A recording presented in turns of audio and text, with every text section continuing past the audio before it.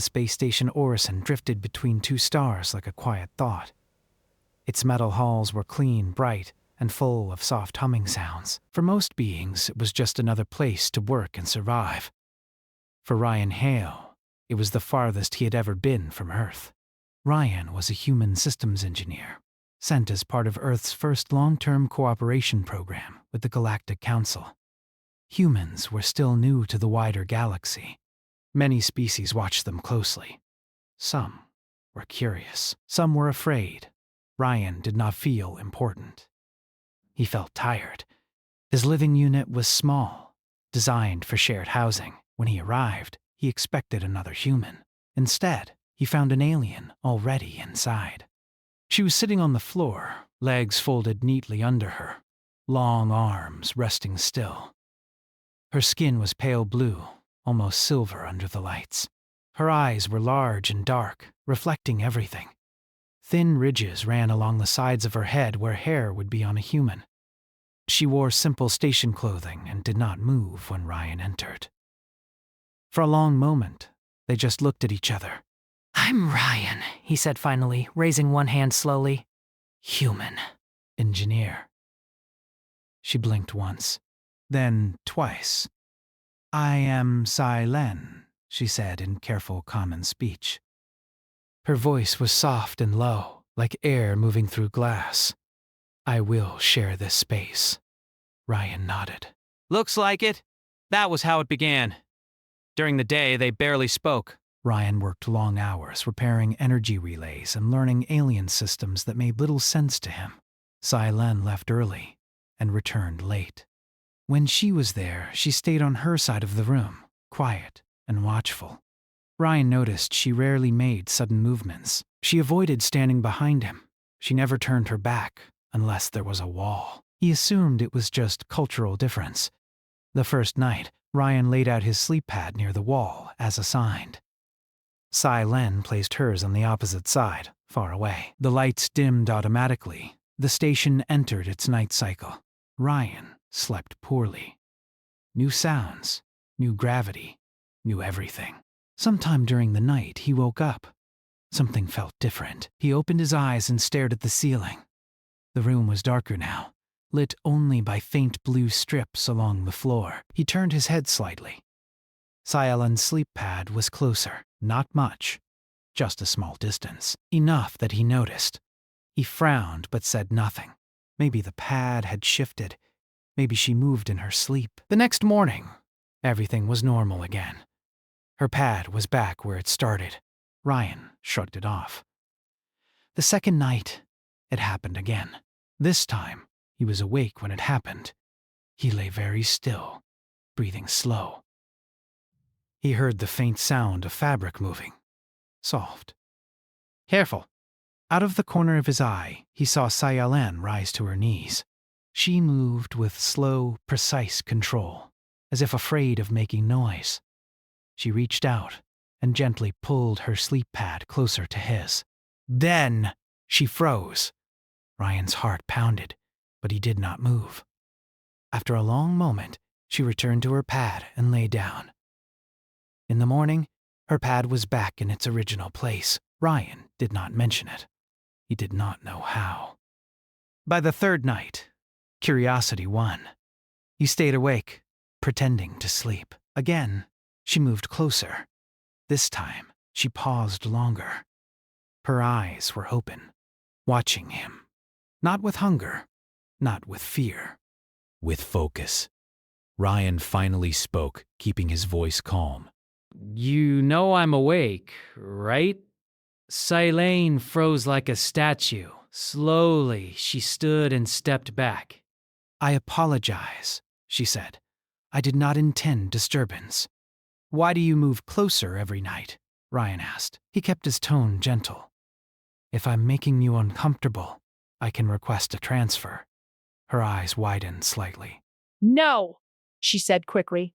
Then she stopped, as if she had said too much. They stood in silence, the hum of the station filling the space between them. Finally, she spoke again. "In my culture, closeness during rest is a sign of trust."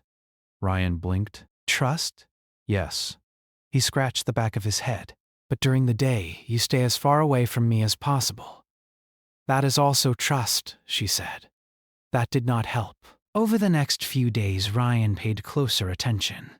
He noticed how other aliens reacted to humans, how conversations stopped when humans entered a room, how security drones lingered longer near human work areas. He overheard whispers. Predator. Endurance species. Forward eyes. One alien technician fainted when Ryan smiled at him. That night, Ryan did some research. He accessed public cultural files and found information about Sci-Fi's species, the Lyrae. Nocturnal, highly sensitive to vibration. Prey evolved. One line stood out. In Lyrae tradition, sleeping near a known predator is considered the highest form of safety bonding. The predator's presence is believed to deter all greater threats. Ryan leaned back, staring at the screen. They thought humans were predators. That night, when Sci-Fi moved closer, Ryan did not pretend to sleep. He shifted slightly to give her more space. She noticed. Her eyes softened. A week later, the station experienced its first real emergency. A section of the outer ring lost power. Lights went out. Gravity flickered. Alarms echoed through the halls. Ryan was off duty. Sci-Fi was with him. The room went dark. Sci-Fi made a sharp sound and moved instantly, right beside Ryan. Her hand gripped his arm tightly. Her body trembled. "It's okay," Ryan said. "Steady and calm. I've got you." He stood and guided her toward the wall, placing himself between her and the open room. His heart raced, but his mind stayed clear. Emergency lights activated moments later. Sci-Fi was still holding his arm. She did not let go. Later, after the issue was resolved, she spoke quietly. "When danger comes," she said, "you do not panic." Ryan shrugged. "Panicking doesn't fix things." She looked at him with something like awe. That night, her sleep pad stayed close. It did not move back in the morning. Days passed. Word spread about how Ryan had helped stabilize systems during the blackout. Even off-duty, other aliens began watching him differently. Less fear, more interest. Sci-Fi started speaking more during the day. Small comments. Questions about Earth. About human sleep. About why humans stayed awake so long without rest. Because someone has to, Ryan said. One night, she asked, "Do humans fear the dark?" "Some do," he answered. "But we learn to live with it." She considered that for a long time. On the 10th night, she did not move her pad. She simply lay down beside him. Not touching, just close. Ryan did not pull away. The station hummed softly around them, floating between stars, while two very different beings rested side by side. Somewhere in the galaxy, old fears were beginning to change, and it started in a quiet room, where an alien learned that the most dangerous creature in the room was also the safest to sleep beside. Morning on Orison Station came without a sun. The lights brightened slowly, copying rhythm agreed upon by many species who had never shared a sky. Ryan woke before the lights reached full strength. He was aware of warmth beside him before he opened his eyes.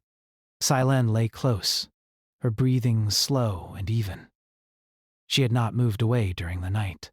Her sleep pad was still beside his, edges nearly touching. Ryan stayed still, not wanting to break the quiet moment. For the first time since arriving on the station, he felt rested. When Sci-Fi woke, she noticed his open eyes and paused.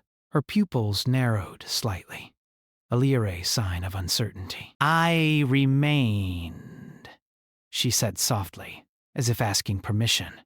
"That's okay," Ryan replied.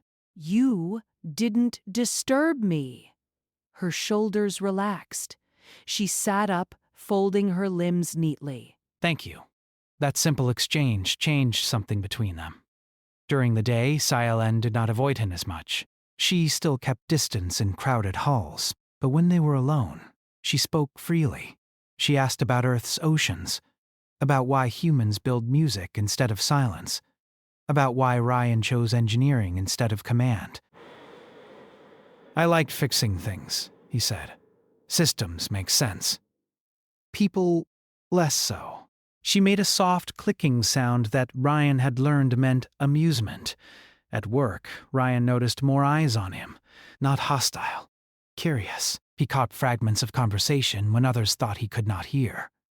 The humans stayed calm during the blackout. He shielded the Larai. They do not flee. Humans had a reputation already, and it was growing. Later that cycle, Ryan was assigned to help inspect the lower maintenance ring. It was an old section of the station, built before humans joined the council. The lights flickered often. Many species avoided it. Selene insisted on coming with him. "It is unwise for you to go alone," she said. Ryan smiled. "I'm not alone if you're with me." She seemed to like that answer. The maintenance ring was quiet, filled with long shadows and low hums. Ryan worked on a power conduit, while Selene watched the corridor. Her senses were sharper in the dark. She tilted her head often, listening. That was when the lights went out again. This time, the darkness was complete. A second passed, then another. Ryan felt Selene press close to his back. Her breathing quickened, but she did not panic. "Power failure," Ryan said calmly. "Emergency lights should—" "They did not come on." Instead, the station shook. A distant impact echoed through the metal walls. Selene stiffened. That was not internal failure. Ryan's training kicked in. He secured the conduit and stood. Possible breach. We need to get to a safe zone. Before they could move, shapes appeared at the end of the corridor. Tall, armored, not station security. Raiders. They moved fast and silently. Ryan pushed Selene behind him without thinking. He raised his hands slowly, stepping forward. The raiders paused. They were not expecting resistance, especially not calm resistance. Ryan spoke in common speech. "This is a civilian station." "There's nothing here worth dying for," one raider laughed, a harsh sound. "You're human." "That's worth enough." Ryan felt Selene's grip tighten on his arm. He did not run. Instead, he stepped closer. Humans were not the strongest species, not the fastest. But they were stubborn, and when they decided to stand, they stood. Ryan lunged, slamming his shoulder into the nearest raider's center of mass. The armor absorbed some of the force, but not all. The raiders stumbled. Ryan followed through, using leverage, momentum, and gravity. The fight was short, loud, and messy. When station security arrived, 2 raiders were down, restrained with their own gear. Ryan had a split lip and bruised ribs. Selene stood over him, eyes blazing, a tool clenched in her hand. Security stared. They had expected fear. They found control. Word spread fast. By the next cycle, the station buzzed with talk. Humans did not flee predators. They confronted them, calmly, with planning, with care for others. The Galactic Council issued an alert praising Ryan's actions. Other humans were reassigned to visible positions, not as threats but as stabilizers. Selene became something of a symbol herself, a prey species openly aligned with a human. Some Lyrae elders contacted her privately. "Why do you stay near the hunter?" they asked. "Because he watches the dark," she answered. That night, Ryan sat on his pad, cleaning his wound. Selene watched closely. "You could have died," she said. "So could they," Ryan replied.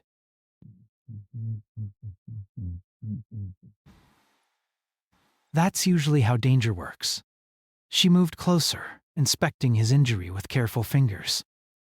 Her touch was light, precise. "You choose to protect," she said. "Not to dominate." "Most of us do," Ryan said. That's the part people miss. She was quiet for a long time. Then she said, "My people believed predators only take, humans give." Ryan laughed softly. We take too. We're just trying to get better at knowing when not to. That night, the station felt different. Less tense, more aware. Scielen slept beside Ryan again. This time, she rested her head near his shoulder, not touching skin, just close enough to feel his presence. For the first time, Ryan realized something important. Humans were not feared because they were violent. They were feared because they endured. They stayed awake. They stayed calm. They stayed when others ran. And in the dark places between stars, that made all the difference. As Orison Station drifted onward, alliances quietly shifted, not through speeches or weapons, but through one human who chose to stand still when the galaxy expected him to run. The days after the raid felt heavier, as if the station itself remembered the violence. Repairs were completed quickly, but trust took longer. Security patrols increased. Council representatives arrived in quiet ships and spoke behind closed doors. Ryan noticed the change immediately. Aliens who once avoided him now nodded in greeting. Some even stepped closer when he passed, testing the strange calm that seemed to follow humans. Others still kept their distance, watching him with careful eyes. Scilen walked beside him more often now, not always close, but openly. No hiding, no hesitation. That alone caused whispers. Among the Luray, it was unheard of. One cycle, Ryan was called to a meeting room near the station core. He expected engineers or security officers. Instead, he found representatives from 3 species and a projection of the Galactic Council. Scielen was not allowed inside. Ryan did not like that.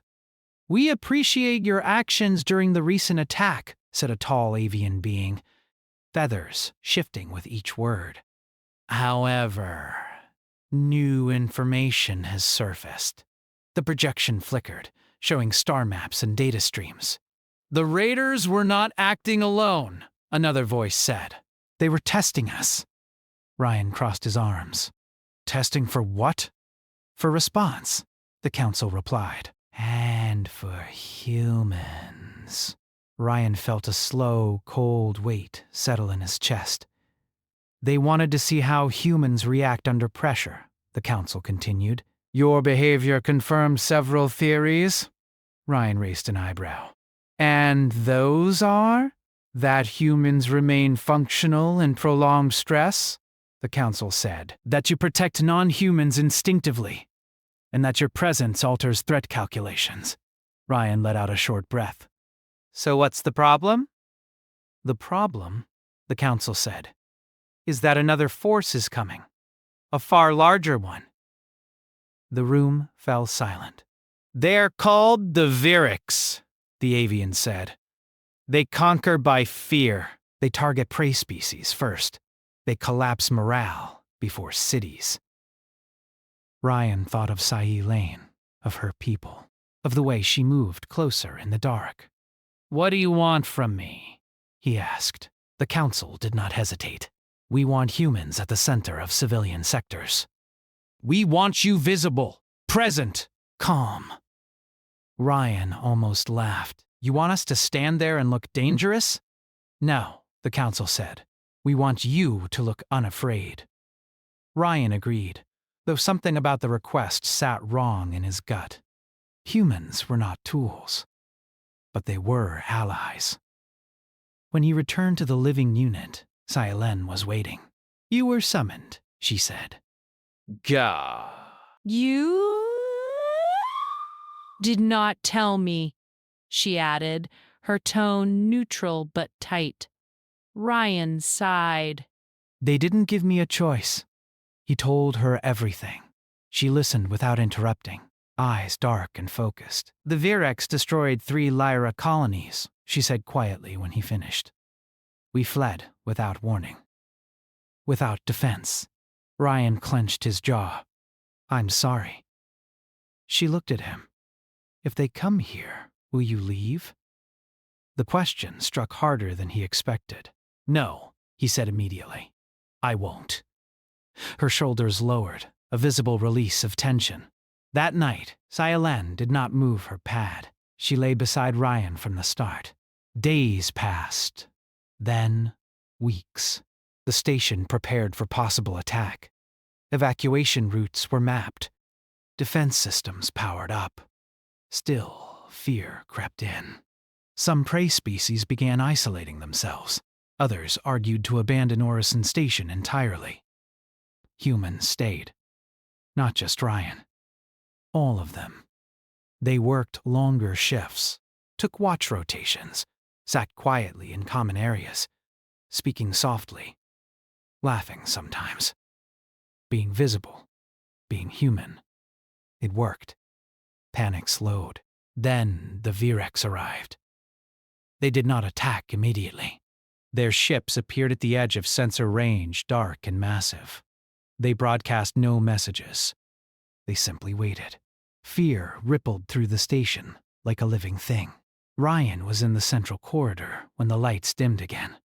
This time, they stayed low. Red alerts pulsed along the walls. Scifi found him without hesitation. "They are here," she said. Ryan nodded.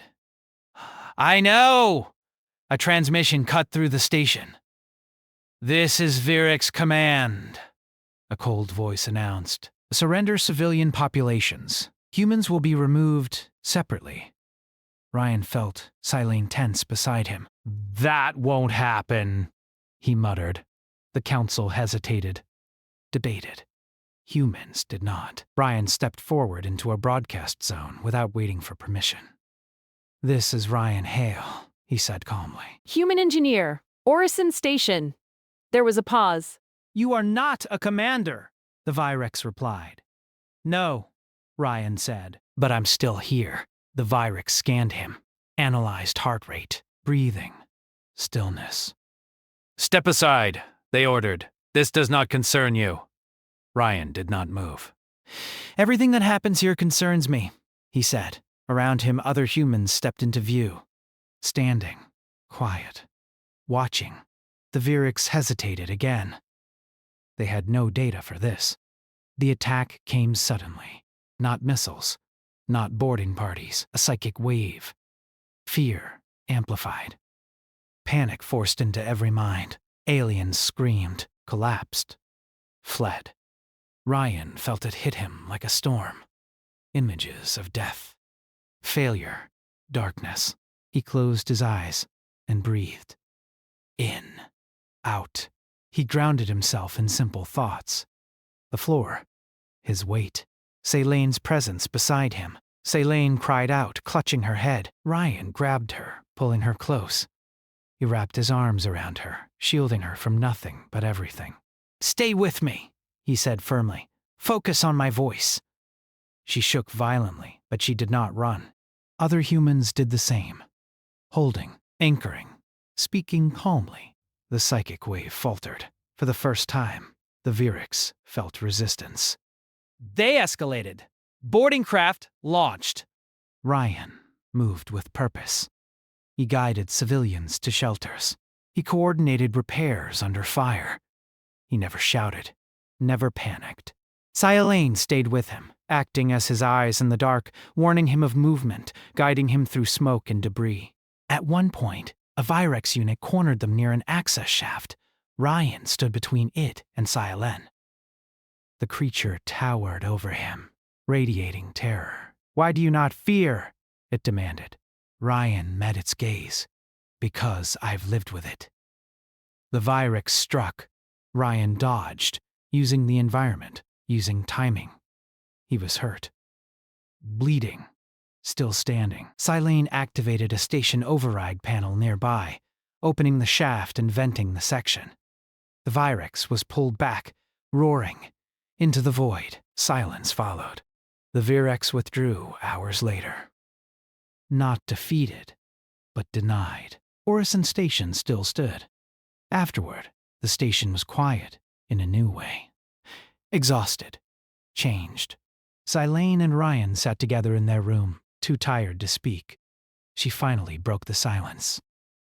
My people believe predators bring death, she said, but you bring survival. Ryan smiled weakly. We're good at not giving up. She moved closer, resting against him without hesitation. This is no longer just trust, she said softly. This is choice.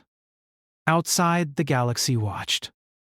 And slowly, the story of humans changed again, not as hunters, but as anchors in the storm. Orison Station did not celebrate its survival. There were no cheers, no loud speeches, no victory lights. Instead, there was repair, rest, and long silence.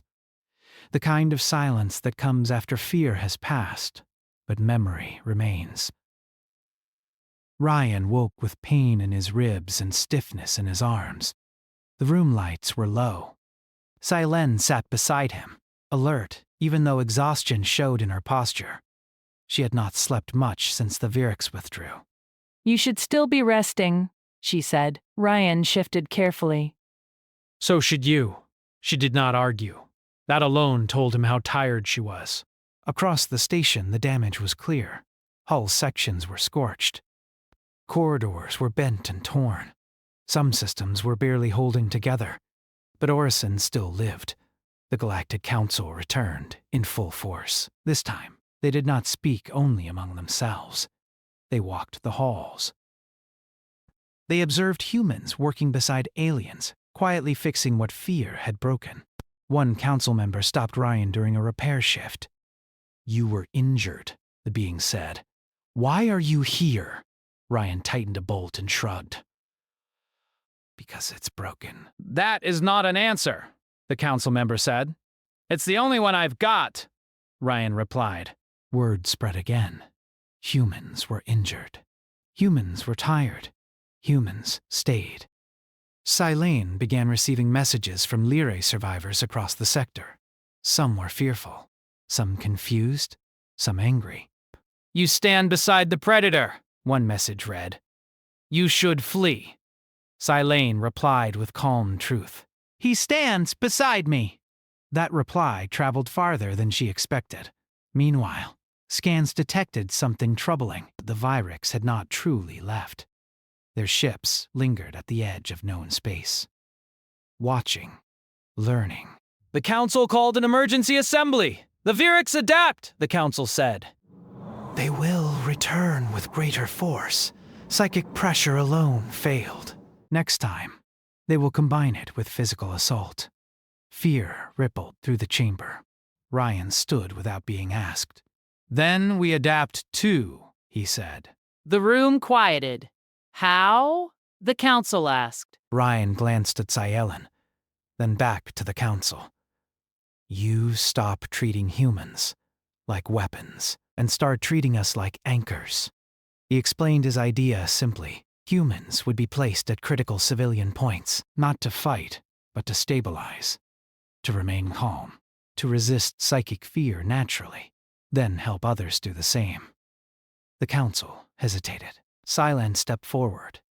My species collapses under fear, she said, but near humans, our minds steady.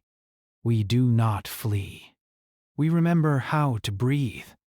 Others spoke up. Different species, different fears. Same result.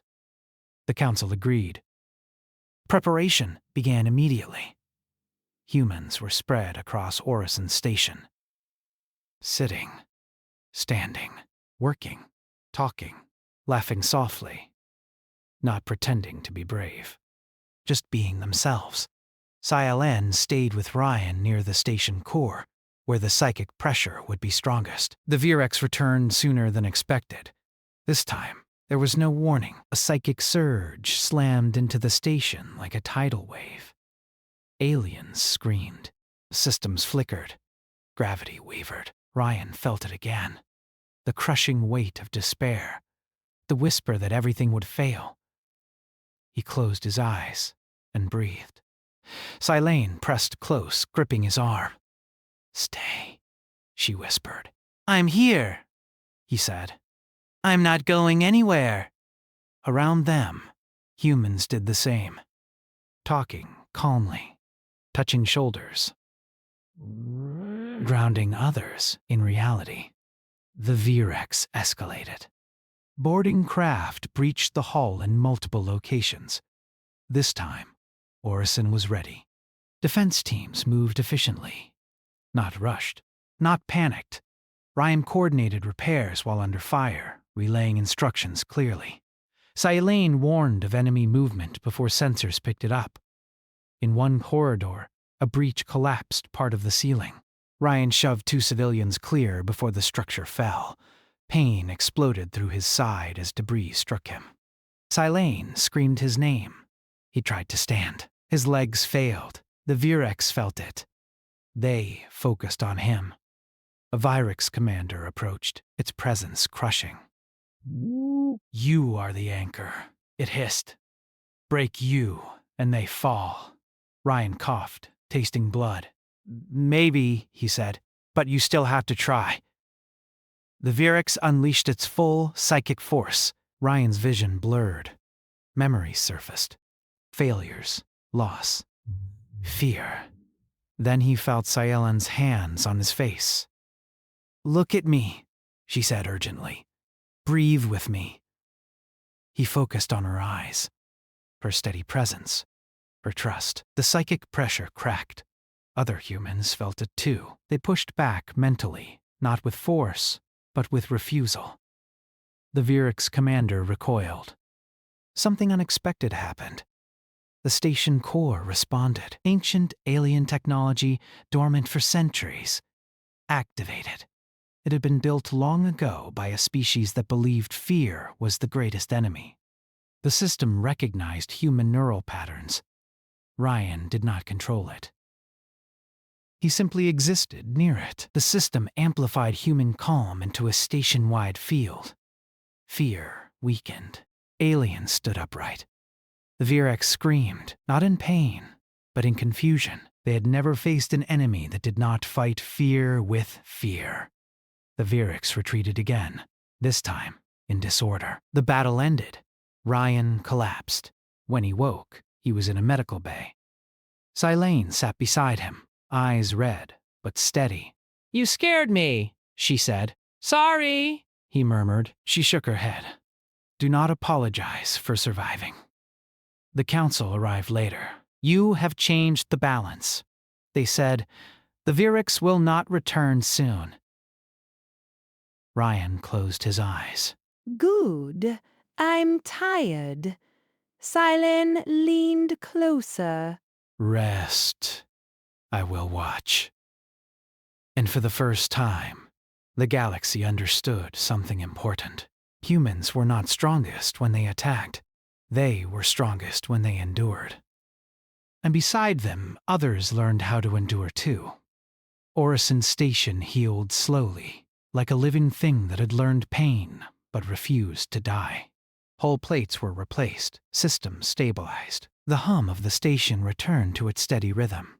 Yet something deeper had changed, something that could not be repaired with tools. Fear no longer ruled the corridors.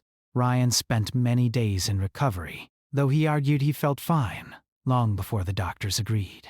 His body healed faster than anyone expected. Humans often did.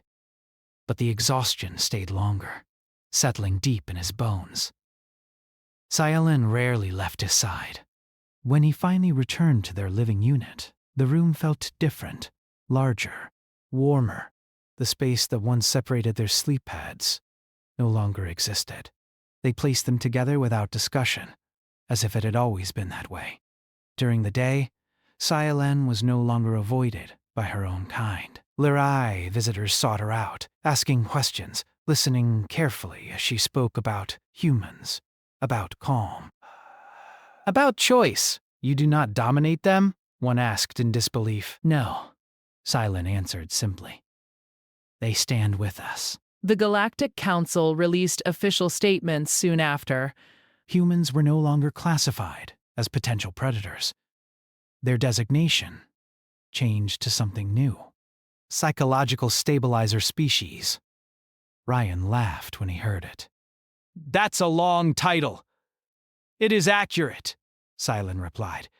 Humans were requested, to take roles across the galaxy. Not as soldiers, not as rulers, but as anchors, advisors, Engineers. Presence. Some humans refused, some accepted. All chose freely.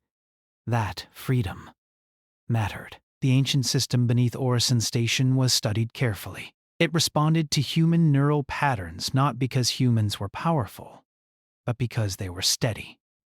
The system had been built by a species long gone, one that understood fear could not be fought, only endured.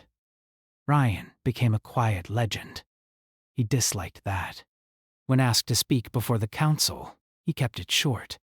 We're not special, he said. We just don't leave. That speech was shared across dozens of worlds. Time passed. The Viewership did not return. Their empire began to fracture instead. Reports came in of conquered species resisting, not with weapons, but by standing together, by refusing to panic, by learning the strange human skill of breathing through terror. Fear lost its edge. One night, Ryan and Silene sat together near a viewport. Stars drifted by slowly, silent and distant. Do you miss your home? Silene asked. Sometimes, Ryan said. But home changes, she considered that. My people once believed home was a place of hiding.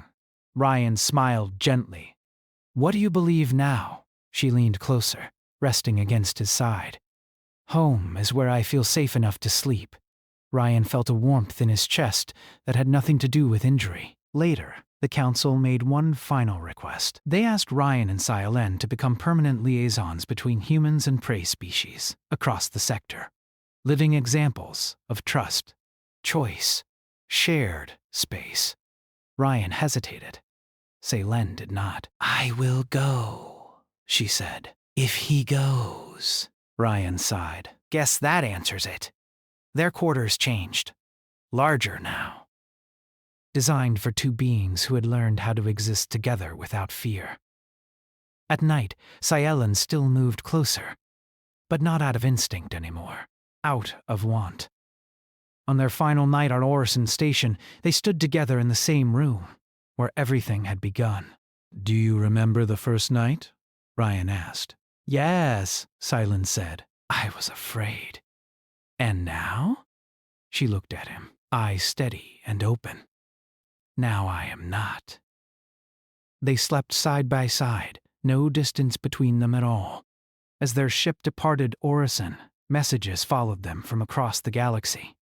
Gratitude, curiosity, hope. The story spread far and wide, not of a human who fought monsters, but of a human who stayed still in the dark, of an alien who moved closer each night, not because she feared him, but because she trusted him with her life. And in that quiet choice, the galaxy learned something new, that the most powerful force was not fear. It was staying together.